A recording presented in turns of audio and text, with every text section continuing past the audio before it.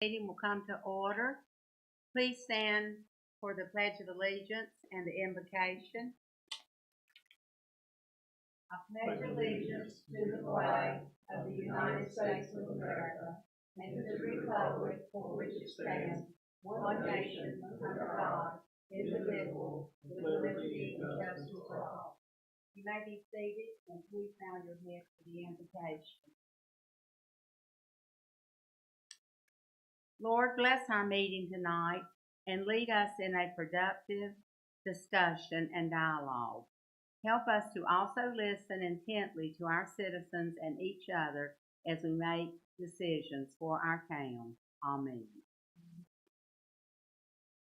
Okay, I'm going to turn the program over to Mr.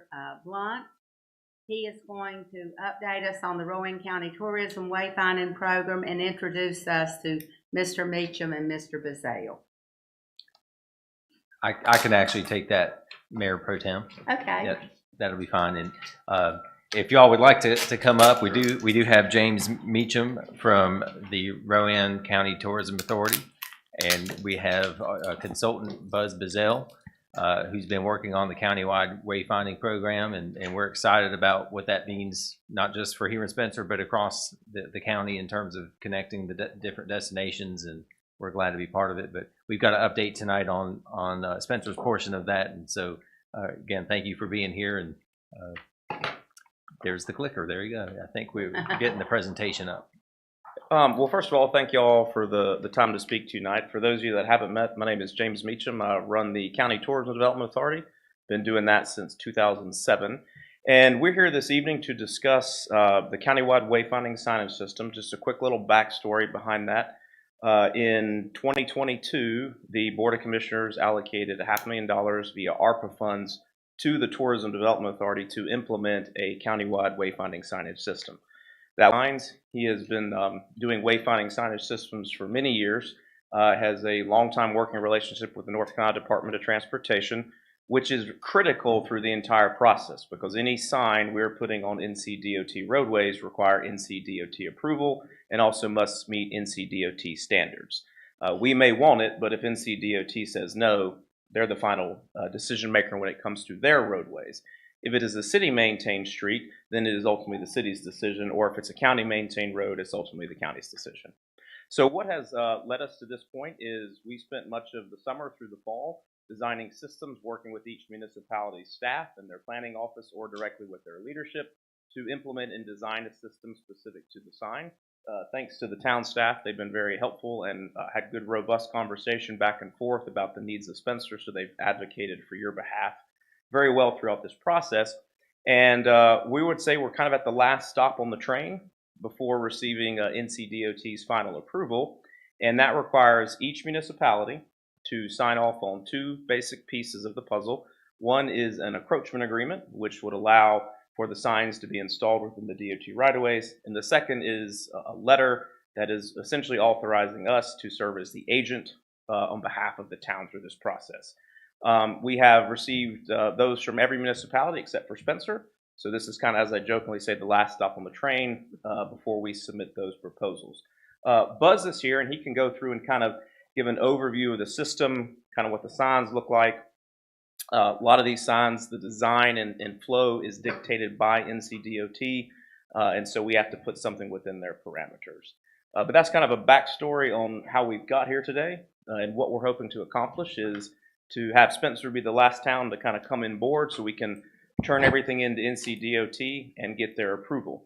What you will see tonight has met NCDOT's approval, and it is what they are saying they will allow on the streets. In addition to that, town staff had looked at some signs that would probably be outside of the scope of what the TDA is doing for consideration for you guys maybe at a later date. So we have some information on those as well.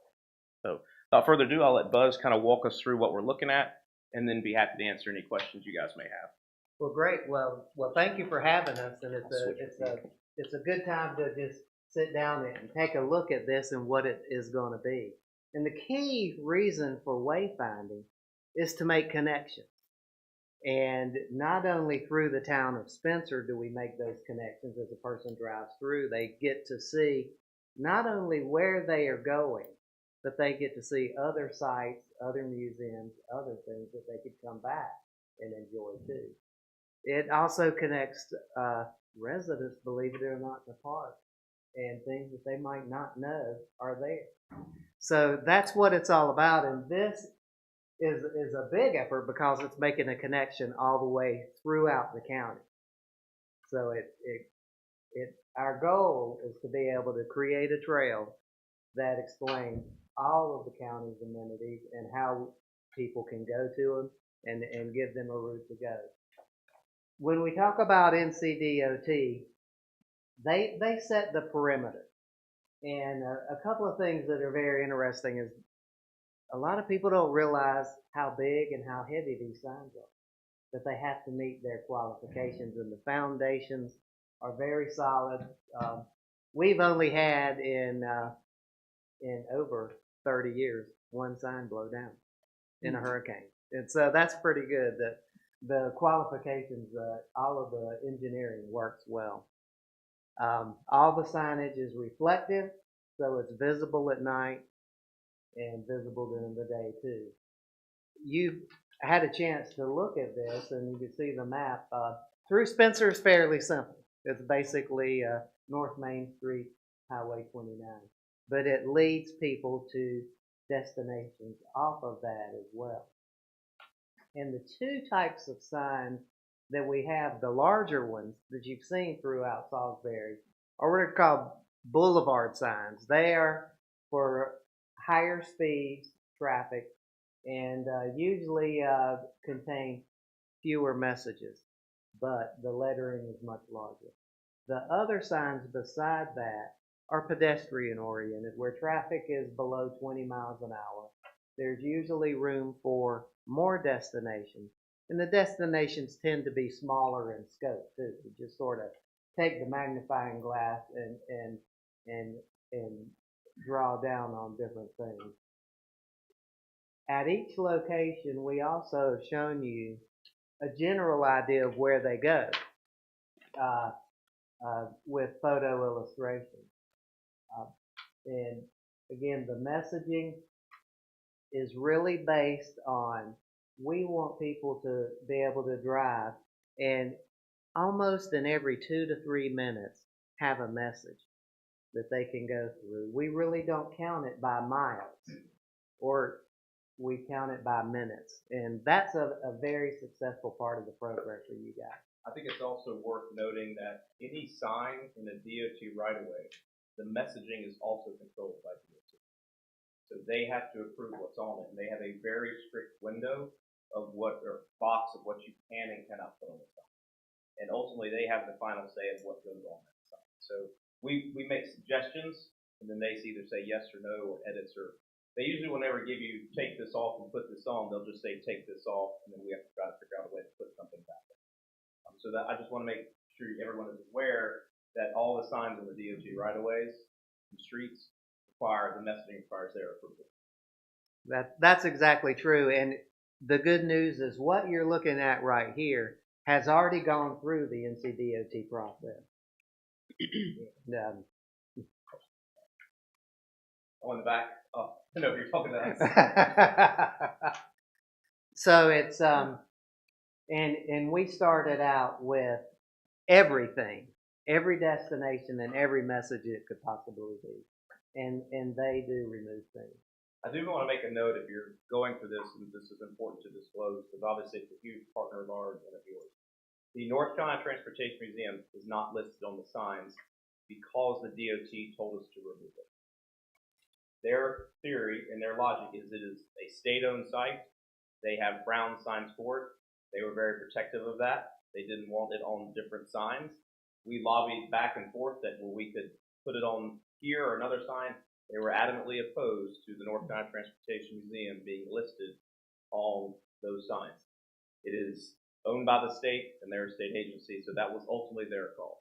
Did y'all have any conversation with the folks at the museum about that, or is that something we need to? Well, I mean, once it is of? approved here, we will. I mean, I'll work with Kelly on Yeah. a regular basis. We'll follow up with them, Mm-hmm. and it could be a conversation where we ask Culture Resources to talk to transportation about it. That's an interagency thing within the state. One thing we may also consider down the road is you can add things such as visitor attraction is allowed on a sign, or transportation attraction, but they're not going to let us put NC Transportation Museum as a DOT's approved today. Yeah, we spoke. We offered to take With down them. brown signs and put new Yes, signs okay. so they wouldn't have to maintain them, but it was no and no again. That's it. Interesting that that's why Spencer is here. It is interesting. Mm. And a lot of times these issues actually end up being something better. And in many towns we do it, we'll use the generic word like museum. And that way the driver, when they come by, they say, well, yeah, that's where I'm going. Well, there might be 3 or 4 museums that could work for. So on some of the boulevard signs, you would see there's still space available.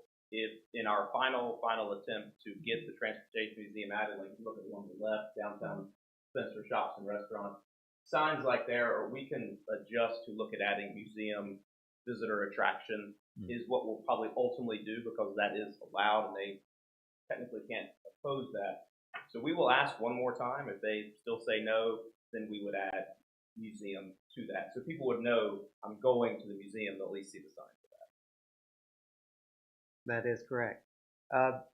This is just that very simple encroachment agreement, and it's already filled out. The main thing that NCDOT wants to know are the exact names of the roads, and they want to know that you have approved the system. They don't deal with individuals, it's only government back and forth. So that's what that form is all about and ready to go. Which is also worth noting that no private businesses are allowed on any wayfinding signs. So I know there's a program where you see, Chick-fil-A buys a spot or hotels buy a spot. On wayfinding signs, it only has to be public-related places. And then we do go to the signage that is not NCDOT, and that would be your town gateway signs, your welcome signs, and the 2 signs that you have in place now have encroachment agreements and easements already in place. So we're basically just replacing those signs there. So that's a great improvement to start with, and usually the first thing that goes up. We have 2 options, one with the stone and one without the stone, and that just depends on the budget that we want to be in with that. And also, as a part of this overall program, we have designed signage that Spencer can adopt and follow through with these initial designs. Parking, for instance, is what I call your number 1 amenity. And so having larger signs that point to public parking that also look like your wayfinding and also support your brand is a very, very good way to expand and bring awareness to your parking. I'm sure, like, for instance, you're parking out here, public parking. People probably think, can I park here? Is it okay for me to do that? And of course it is. So that's what that is. And then the smaller, what I call single position wayfinding. As you get off of Highway 29 North Main Street and your streets are maintained by Spencer, those signs can go up, and they are individual directional signs. For instance, to a park or a playground or a small museum. Those are very effective throughout the town. Trailheads, walking trails, things of that nature. Right. And then as we talk about making a connection, a very important connection now for you is the riverfront. And with all the improvements in the park down there. And our goal is to have someone in downtown in this area understand that that is there. And so that's why we have trailheads, parking signs, and wayfinding signs from that location to downtown Spencer and vice versa back way. Because you would like to have those visitors come in and have lunch and shop. And on this last page, just details the investment we will be making for the signs. Tourism Authority would in total be putting in 18 different signs. So see the 5 in the different sections, 8 single face, and then 2 of the monument gateway signs. We haven't done our full procurement bid process, but we're approximating that'll be about $90,000. We're not asking you guys for that. We're asking your permission to spend that on your behalf.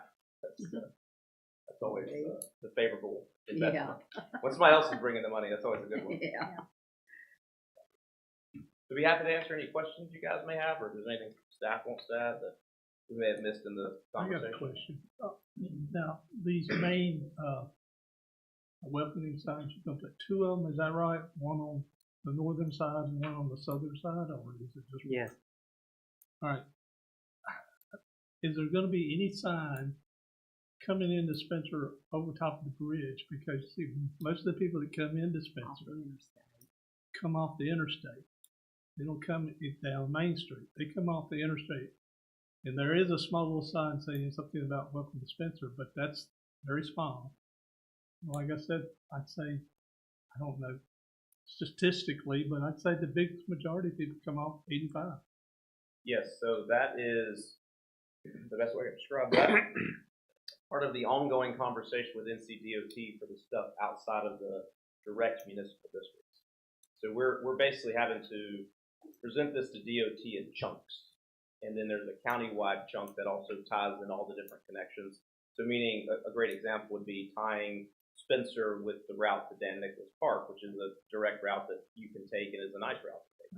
So those are parts where we are truly at the behest of NCDOT. And they are not typically very pro-sign. They prefer less signs, not more.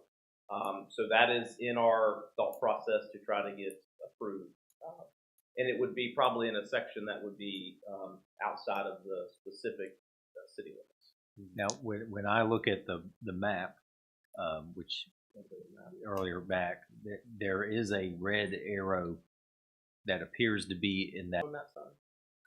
Yeah, it has to be because it says town of Spencer, so I would Yeah. think it would be. And there's an NCDOT on the bridge itself. There's one that says city limit. You know, it's that Yeah. one's there. But then NCDOT closer to the intersection, it's We've had, with a past Salisbury plan, we've had success in requesting DOT to let us redesign the interchange signs, but it wouldn't look like the ones you saw. It would basically be just a nicer version of an NCDOT one. But what I can tell you is just tonight, there's not much footage there. Yeah, We could look at replacing that sign. All right, can I bring up some other point? Our town community appearance committee, we talked about this in the past, and we were thinking about if we did something ourselves, we were thinking about putting a sign kind of in front of where Bojangles is and put it on an angle so when you come over the bridge, it's pointing in that direction where you can see it. So it would be on the city right away right there as far as that goes. I'm just throwing that out. That was a suggestion from our appearance committee. So I will say this, in terms of your welcome signs, Yeah. we're going to give you 2 of them. I would defer to you where you really want them. I mean, we have suggestions and just in conversation where we place them. Yeah. Most towns are just getting 1, but the way Spencer's set up kind of warrants 2 from the 2 directions coming in. As long as it is outside of the DOT right of way and within the city's kind of jurisdiction, we have a lot more flexibility. As a matter of fact, DOT tells us don't give us the welcome signs if they're not in our right of way. They don't want to deal with it. They don't want to see it. Our biggest thing is getting you to sign off on the NCDOT right of way and that encroachment. But we'd be more than happy to look at different places for the welcome signs if the town board would like to look them somewhere else. So the welcome signs that are at the beginning of the town and driving further down that way, will those be taken out or are those going to still be in position? Yeah, they would be replaced with the new design. With the new design. All right, and you're showing those 2 signs for the 2 of them are $8,500 roughly. So they're about $4,000. That's about what they cost to do those. About So if- 8,500. So if the town wanted a new, If you wanted to additional- piggyback on, outside of the monies we're bringing to the table. Okay, right, and you're talking about trailheads too, signage for trailheads. Yeah. Would any of these go into the Stenbeck Forest? It would be a great thing. When I came up and studied the town for this, I thought that's just there's a needed use for those trail markers. So in just some general conversations that the consultant and member of my staff had with town staff in looking at an area, it was about approximately to do some of these different parks and stuff that was outside of our system, it'd be about 22,000 was just an approximate figure to add all those different ones. I mean, the benefits would be our procurement requests to the sign companies will be a very large bid, so there's obviously would be economies of scale if the town wanted to add in on some of those additional features outside of this. Spencer actually is probably going to end up being one of the most signs of all the municipalities, I think, because of the primary highway and there's so many significant sites. So y'all are going to be roughly about 20% of the budget will be spent in Spencer. We deserve that. And I'll let you tell Faith and Granite Court and all that. I hear it represent everybody. I bet you do. We have another museum other than the Transportation Museum, the Doll and Toy Museum, which is moving from a small location over here to a larger location. So from what I understood, they might be able to have something put on the bottom of one of those that just says museum and points to it. Right. It's not public. I mean, it is public, but it's owned privately. It is we could do museum. Okay, good. Yeah, we can't put the name of Because the I think business. it's going to be a big draw too Yeah. in its new location. You could have one sign that said museum here and museum there. Yeah, right. Well, New eras. the suggestion of visitor attractions, museums, something pointing to the center of The goal is to town get people into the would, center. Yeah. Absolutely. I mean, we ultimately want to get them to the square, and then they can figure out where to park and what to see and what to do. Sounds very. I was impressed when I looked at all of this because I thought they really, really looked nice. I love the design. And so each town where you see Spencer has a branded thing specific to them. We're all under the larger county brand, and so it really looks good when you go to each community. There's similarity, but there's also distinguishing features that identify in which town you're in. So, say Cleveland, they're focusing on their mural projects they've been doing out in Cleveland, so each town has kind of a unique element. Wonderful. It's an exciting project. We really appreciate the commissioners granting us the funds. What kind of timetable are you looking at as far as establishing putting these signs up? So our goal is we get y'all's approval. We'll do the final submittal to DOT, pending they sign off. We'll have to go to procurement, do the size of it. It'll be a sealed bid procurement process. So ideally that's about 30 days. So hopefully we can pick the fabricator and then be installing in the spring and the summer. Okay. If Buzz is correct, most likely we would probably tackle each community's welcome signs first. It just depends on how we kind of purchase things or identify which bidder meets the requirements. Since this is federal funds, we have to follow the federal procurement process, which is a little more complicated. And also given the size of the project, it is has a higher standard that has to be met. Now, both of our welcoming signs on north side and south side are already encased in, Yeah. Are you going to use that same size, same dimensions and everything else? Yes, that would be your south welcome sign is smaller Smaller. than your north welcome Right. sign. So we would adjust it. You already have a brick base on that one on the south. Yeah. The north, I think, is cross ties or something like that, isn't it? That's right. So we would adjust the size to fit each right of way. The south side has a very small piece of land because of the sidewalk is right there. So is there any, you said you didn't have any of these blow away. And I read that they're going to be, embedded in the depth and all that. Is there any, how many times do you have people run into them and tear them up? So I can speak for Salisbury because we own the signs and one's right in front of our building. One right in front of the Paulie Fisher building, which we own and operate, was hit with a tractor trailer 2 years ago, and it did not sign over. Good. So it's still there. I mean, it was not going at Pretty doable. interstate speed, but it was moving 25 miles per hour through the downtown, Right. and it's still there. Good. Yeah, it's usually maybe one every 5 years. And So the posts- one, So the the one posts thing, are generally made out of metal, is that right? yes, they're made out of metal, but Concrete and foundation. the foundation is breakaway, and it has to be that way so it doesn't endanger Yeah, absolutely. anyone in the car. But also, automobile insurance pays for it in all cases. So we always send a memo to the police department.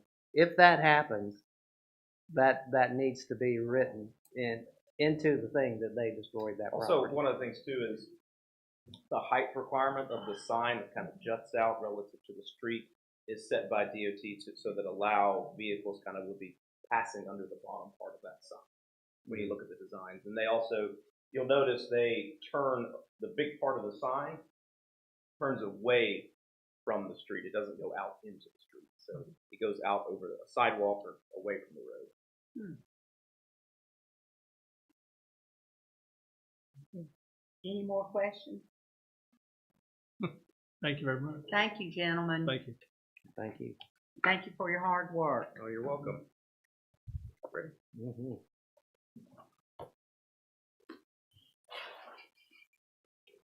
Okay, we'll now move into our public hearings. We have 3 tonight.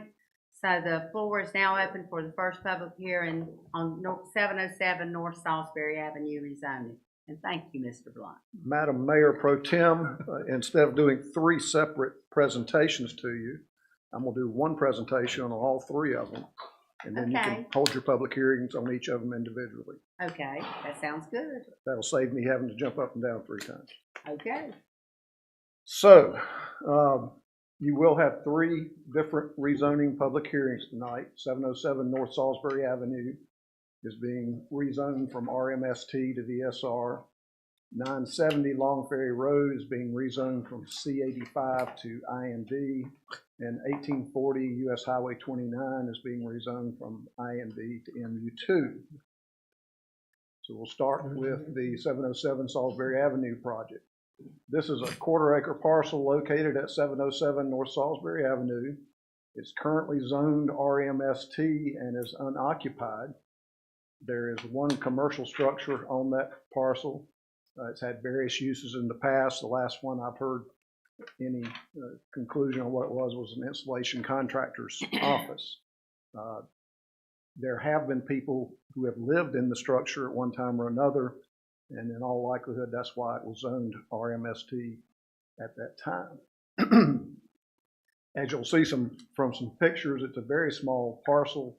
The building eats up most of the lot, and therefore that's really a good thing as far as the proposed use. There is a overlay of the actual site. It sits between Salisbury Avenue and Long Ferry Road. It touches both roads, has frontage on both roads. The building itself has roll-up doors on both ends. So they will be using those doors to access the property from both roads. As you can see, that building eats up almost all the parcel. You don't see it very clearly, but on the south side, there's a lean-to building built onto the original building. So there is very little space other than the building itself on the site. This is a zoning map shot showing you where the site is and all the different kinds of zoning around that area. These are photographs, first one from the front from Salisbury Avenue showing the building. You might also note at that point a privacy fence down the left-hand side and heavy vegetation down the right-hand side.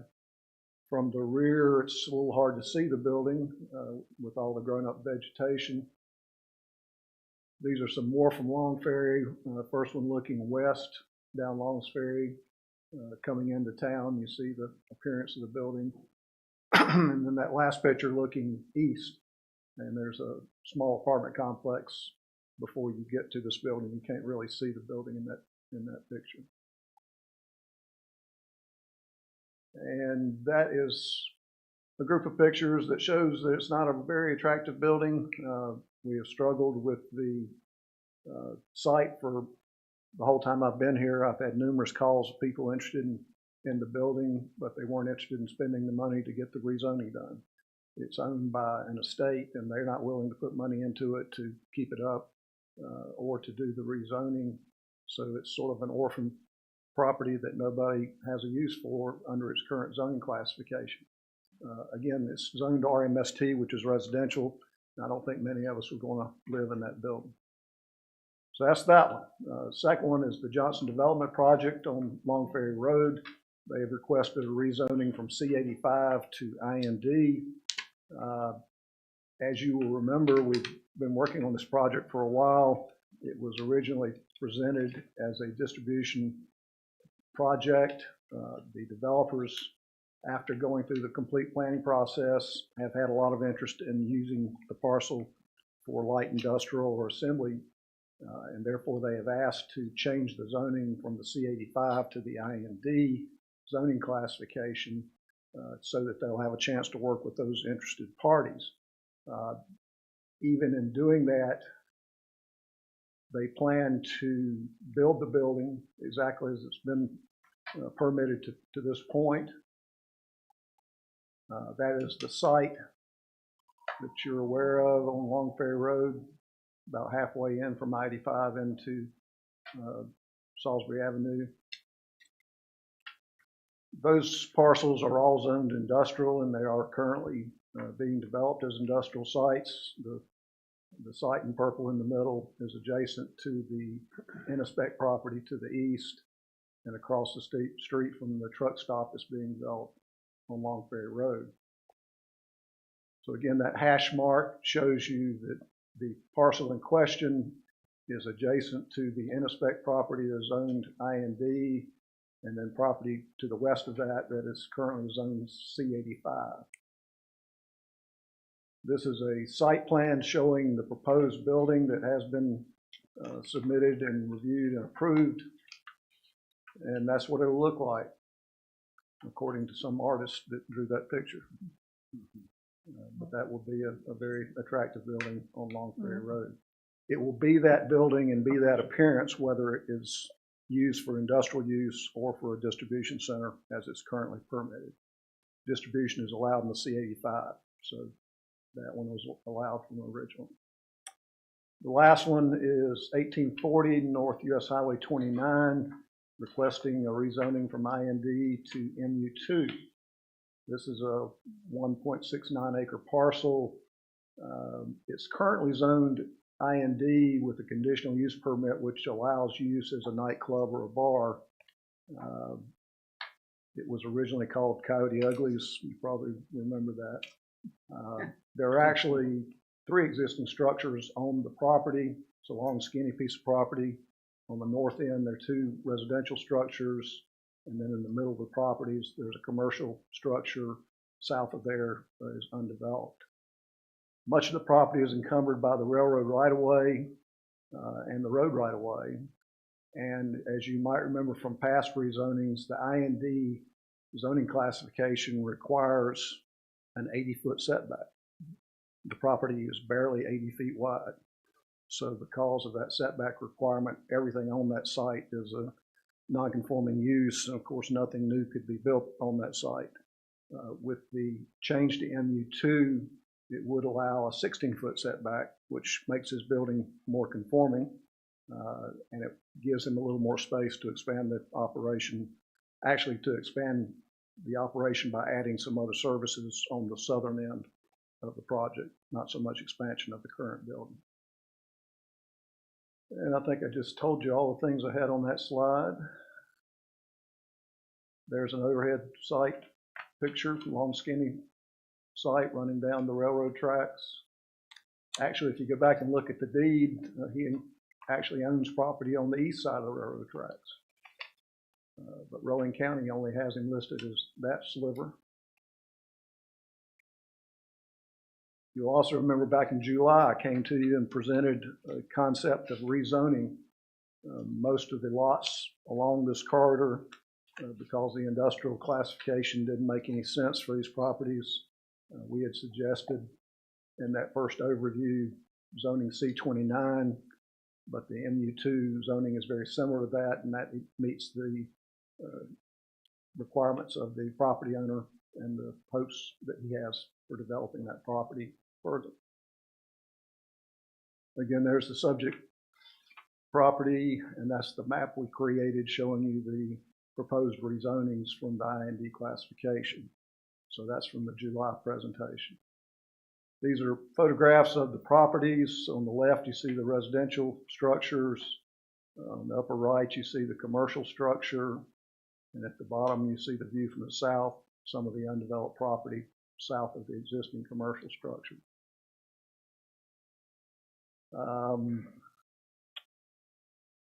This is sort of a next view of what you're going to be seeing in a couple months. In addition to the rezoning, the property owner has requested annexation. And those blue blobs are things that are already in the town of Spencer's municipal limits. The sort of hash marked one in the middle is the Fisher Lamb site, which will be annexed in whenever it gets developed. And then his little red property in the middle actually connects the existing contiguous municipal boundary to the North Carolina Finishing Company boundary. So it would make all of that contiguous, which is a good thing. So I'll be glad to answer any questions, or you can go through it one at a time for public hearing and then call me back up if you need me. Thank you. Thank you, ma'am.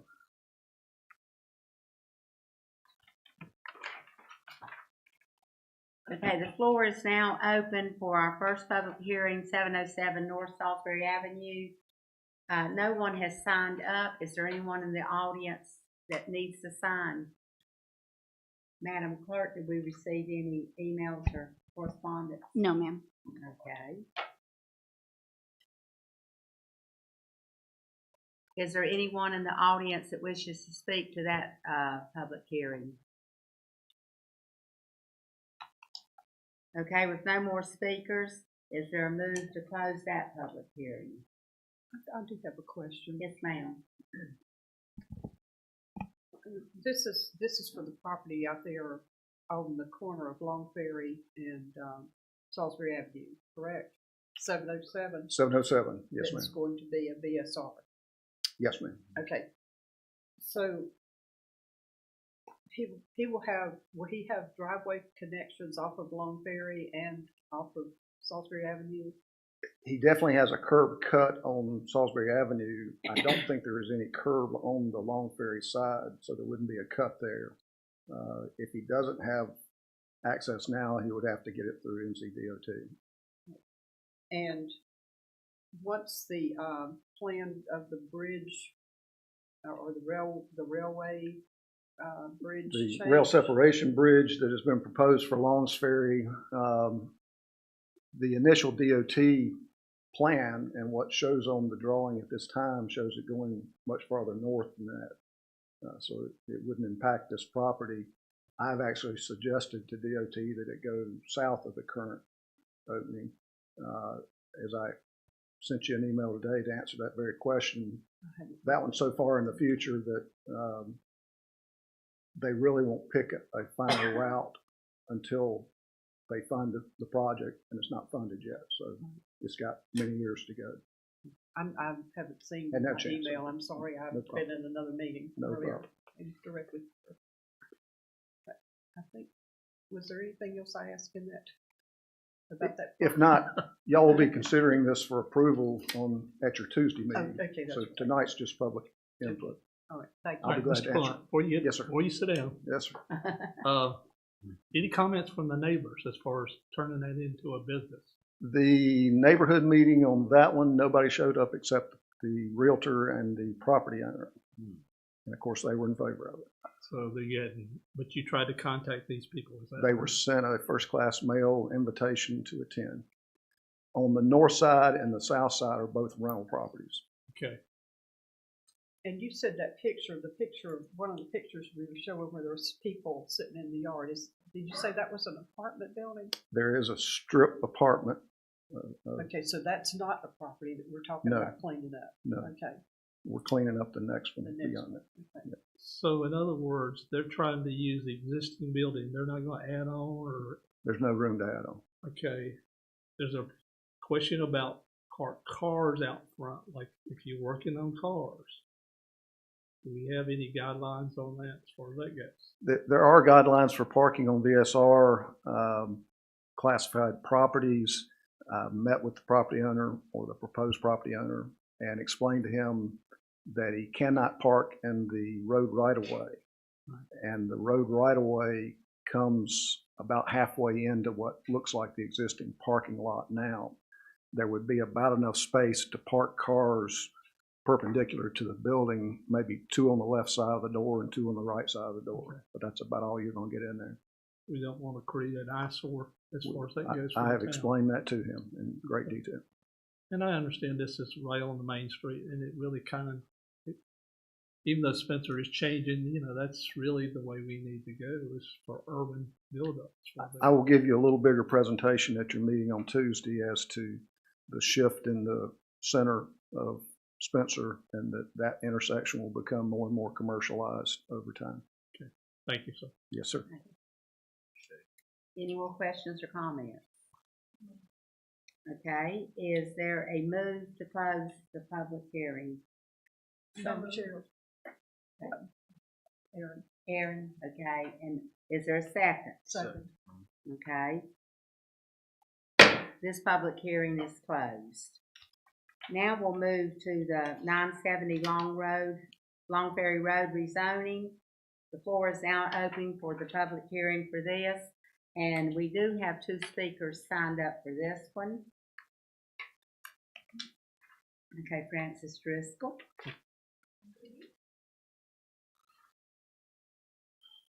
I asked my husband if he'd like to come up here with me tonight, and he said, why, it can't get worse. We have been zoned everything from heavy industry to residential. I can live with a distribution center. If it gets too noisy, I'll just take out my hearing aid and plant more trees. But industry that they want, I'm not too sure about that. My property runs along 3 sides of theirs. It is currently forest. I find it rather interesting that you're promoting the standback forest, but you want mine covered with a distribution center. I am in a position to turn down their offer, which I did. Of course, my husband had already moved to the beach, but at any rate, no, I did not take their $3.5 million offer for my property. I have turned down today 2 offers. I should have taken one because that piece of property really didn't do me much good. But at any rate, I'm going to keep it. I do not like the idea of having any sort of industrial use in there. I'm already concerned about the runoff from the piece of property onto one piece of my property behind them. I'm a little concerned about that. I know Karen Fiesler owns the property directly across the street, and she told me that she lives in Raleigh and could not come tonight. But she is not interested particularly in having a bird's eye view of the distribution center, but since there's not too much we can do about that. But I'm quite certain that she would not be at all happy at the prospects of industrial usage of that property. My Aunt Gracie would be horrified, people. That was my Aunt Gracie's and Uncle Gray's farm. As I say, as far as as a distribution center, can't too well fight that. But as far as industrial use, I am most emphatically not in favor of that. And I have had several people ask me, well, why is Spencer trying to destroy your neighborhood? So I said, fine, I'll just come ask. What's the idea? I mean, we're not an industrial area. Unfortunately, I do have across the street from me a used car lot, and he is parking the vehicles in front of the building, which unless you change his land use program, he can't do that. But, nobody from Spencer's gone out there to say anything to him. Could you take care of that, please? So I'm curious. Why do you want to tear down all the houses and run us all off? I have to call time on you. Reminder, there's a 3-minute limit. I should have reminded you at the beginning. I forgot. Sorry to say, they talked for more than 2 minutes. He talked for more Well, than 2 minutes. he was doing a presentation. That's fine. Speakers at But public hearing have I a do 3-minute object to limit. the And I should industrial have uses. reminded you. Sorry. Okay. Thank you. But I really would, at some point, like to hear why you want to eradicate all of us and turn me into an industrial area. Okay. Thank you, Ms. Driscoll. Jake Fitzgerald.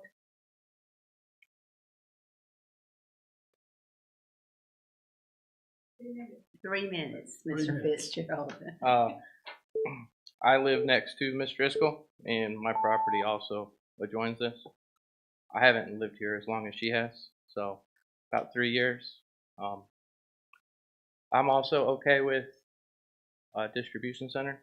I don't really see that being, other than just truck traffic, it doesn't really affect me too much. As far as industrial, I guess it depends what the business of industrial is. It's kind of vague. I don't want them like smoldering tires next door or something. I don't know. I didn't know I was talking. I thought it was a sign-up sheet, but here I am. I'm also kind of concerned about property values, after just buying a house. And with the market, the way it's going and interest rates, if I do decide to move, I can't sell it as a house, And if Miss Driscoll ever does take a super offer on her house, I'm hoping to tag along with that one because it'll be pinched.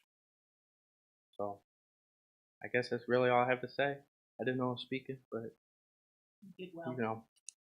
Thank you. Thank you. Is there anyone else in the audience that wants to speak to this public hearing?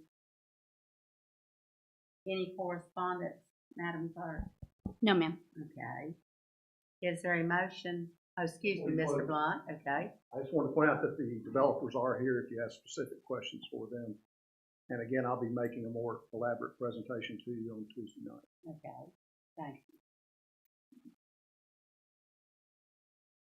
Do we have any idea of what kind of industrial? Industrial could be sewing machines. It's not, maybe not likely, but.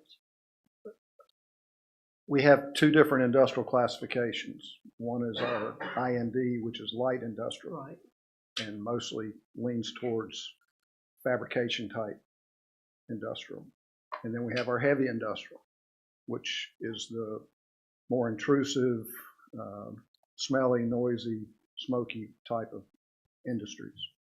This is being classified as the light industrial, IND. So nothing of any heavy nature will be considered for this project. The building itself will look the same one way or the other.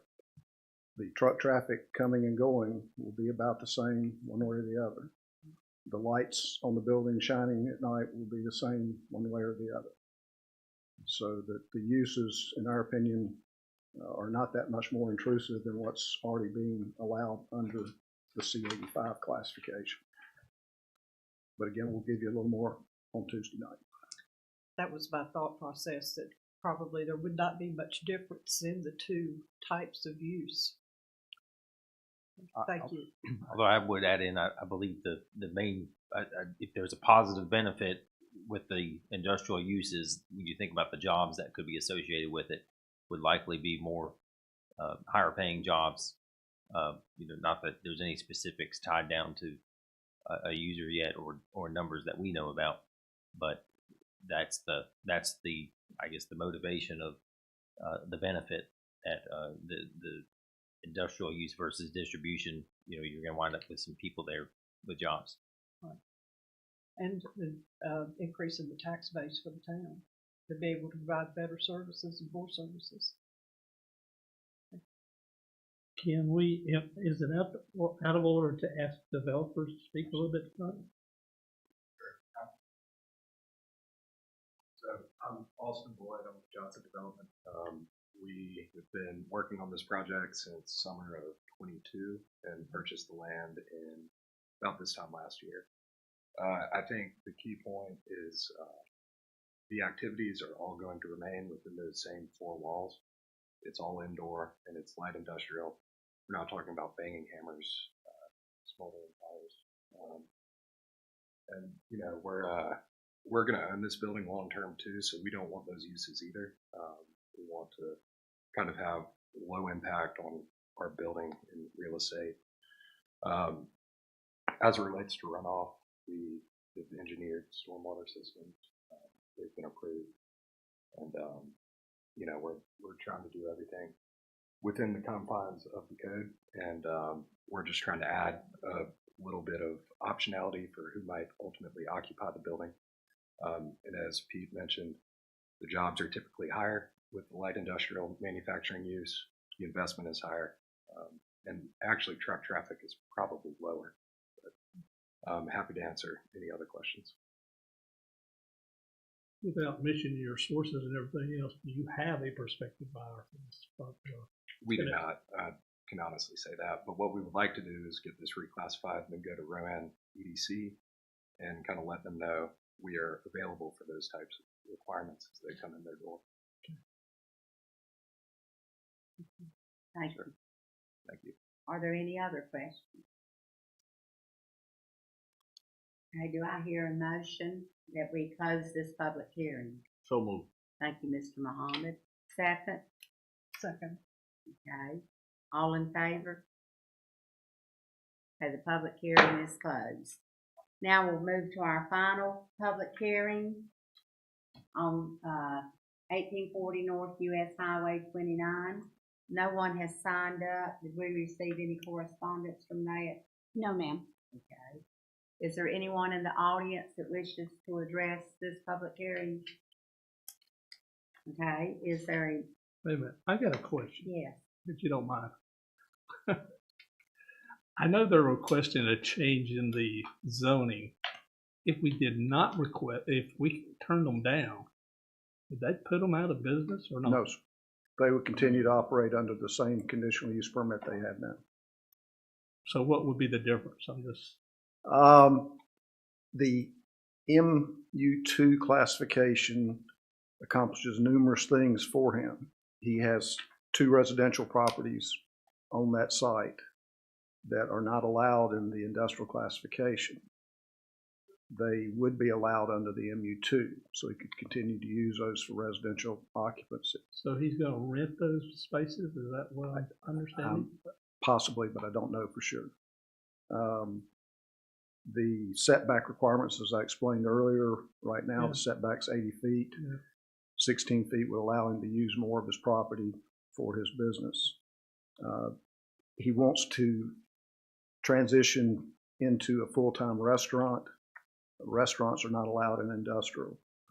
And his conditional use permit just allows the nightclub / bar use that was approved previously by a previous board. The MU2 classification would allow him to use the building for a restaurant. So it's basically a property owner trying to use his property for business application. You can't use it for anything other than what it's currently zoned for under the current zone classification. So he has requested this change in zoning to allow him to modify his business operation to some degree. Okay, I'm gonna ask the same question I did before. How about the neighbors? How do they feel about this? We held a neighborhood meeting for this one. Nobody showed up. Nobody showed up, naturally. And I will tell you, I forgot to tell you on Johnson Development, well, she's gone now, Miss Driscoll showed up.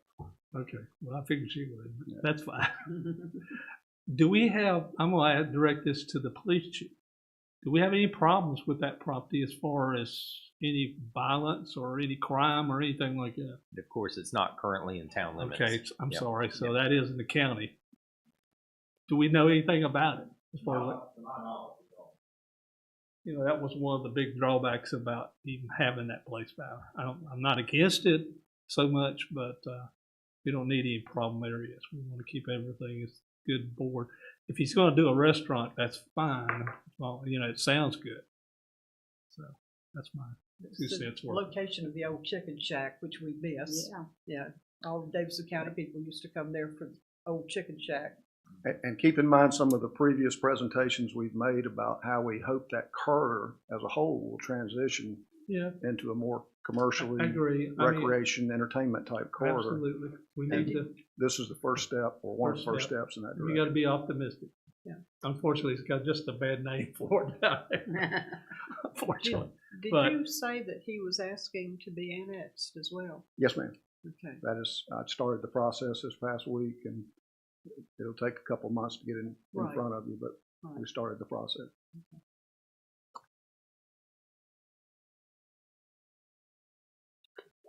Any other questions or comments? Anything else you need to tell us, Mr. Blunt?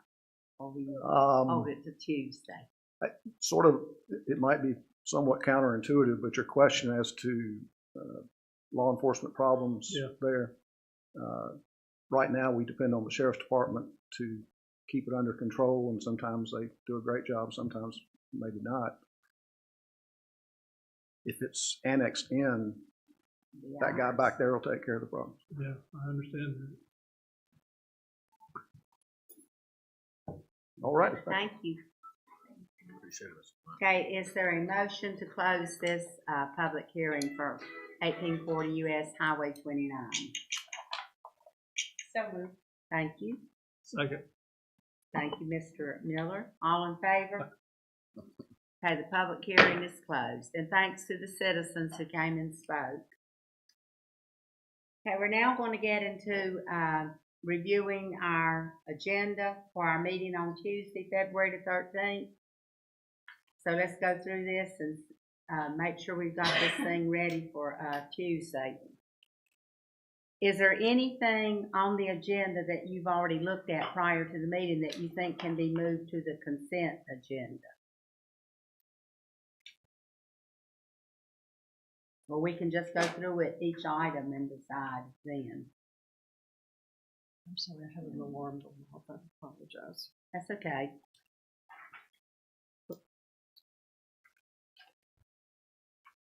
Okay, as we're going through it, we can make a decision then. Okay, do I have a volunteer to do the invocation at Tuesday's meeting? Thank you, Mr. Muhammad.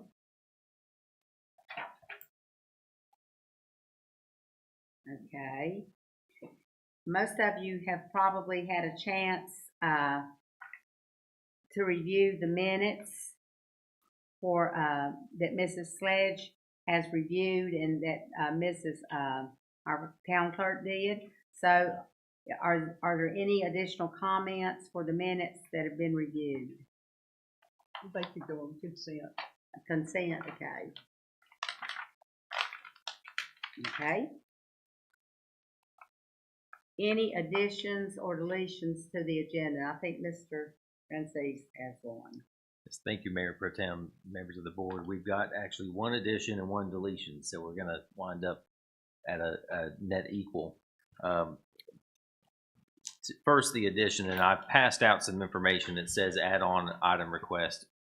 You'll recall at your January meeting, we considered a memorandum of understanding with the North Carolina League of Municipalities to enter into their municipal accounting services grant and their cybersecurity grant. And while we entered into this, we were not ready yet to move forward on the municipal accounting services specifically.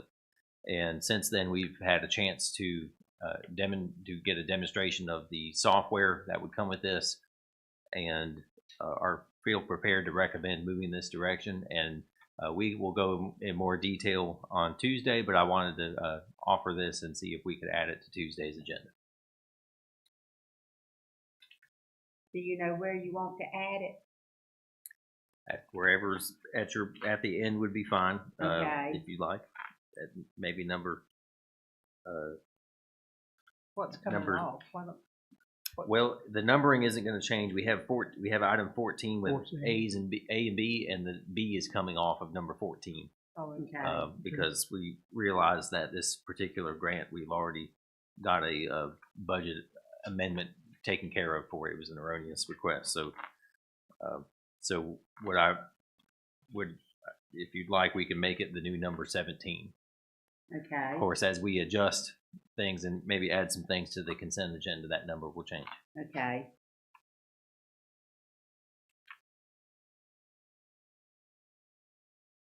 Okay, anyone else have something that needs to be added on or deleted? Okay. Let's move then to recognitions.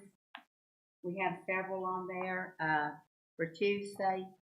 I do want, Madam Clerk, if you could put Don Terrence and Lucy Jones together, because they're students of the semester. And then the two other in the middle, Rylan Berg, and add an L in there, Rylan, and Bailey Goodlett as a student athlete. Anyone else have any recognitions that they want to make? Okay. Okay, let's finish going through this and we'll see if we have it together, okay? The consent agenda, we've already got the minutes.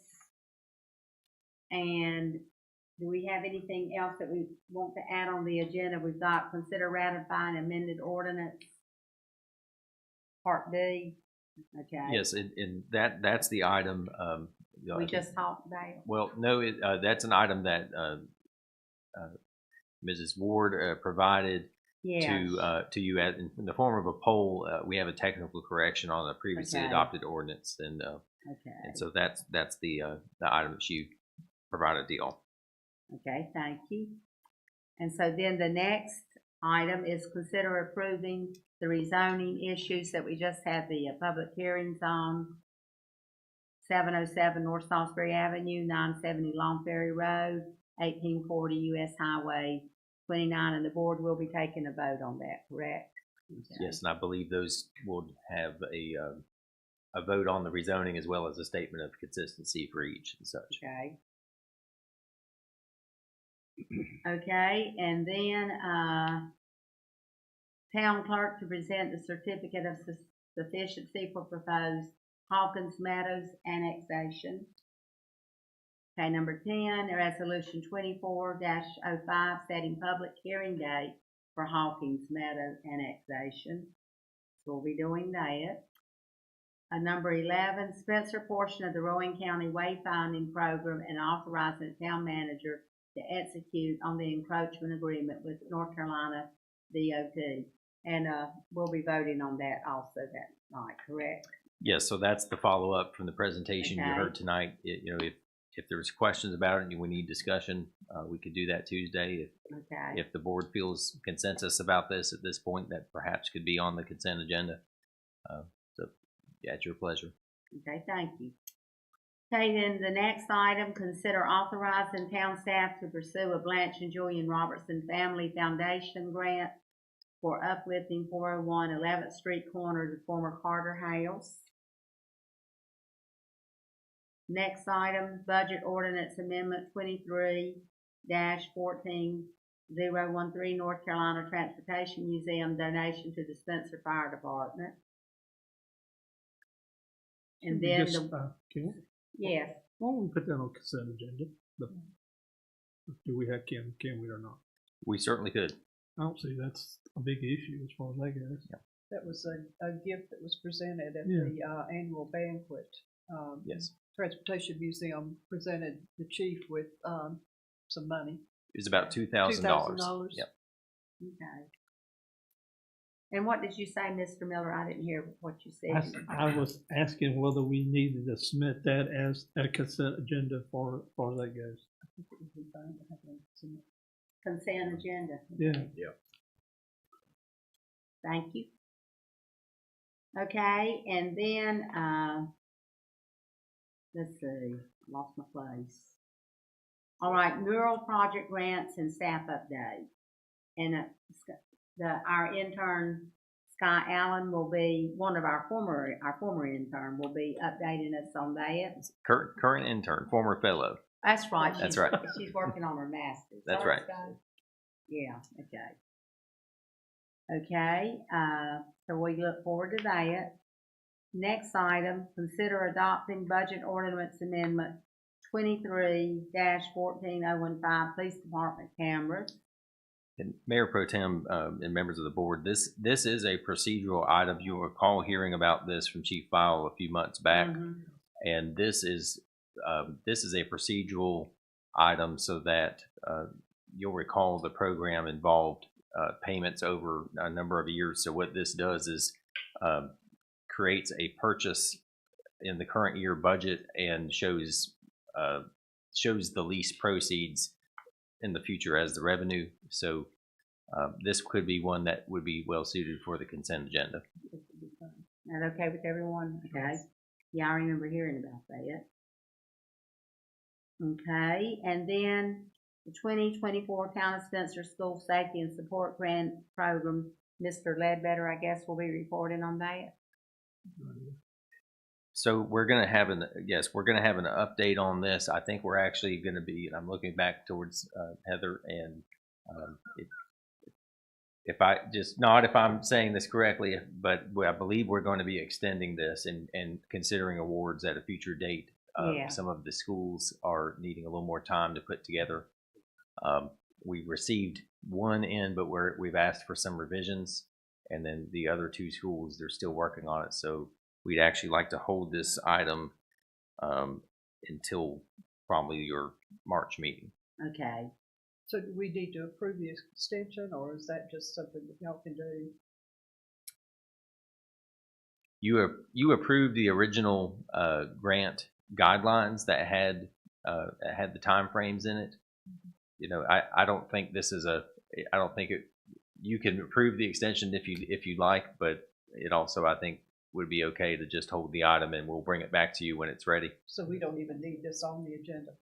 That's correct. We had it lined up, and then as Okay. things evolved this week, that's kind of where we landed with it. So we just delete just this from remove the that. agenda. Yeah, we'll And put hold it it back. till March. Yep. Okay, thank you. Table it. Okay. Next, our departmental reports: planning, code enforcement, police, fire, public works, finance, and library, followed by our town manager report, and then requests and comments by the mayor and board members. And a executive session if there is a need for it. Are there any other changes or? So we'd added the North Carolina League Municipalities in as number 16 then. Okay. Okay, any other notes or comments about the agenda for Tuesday?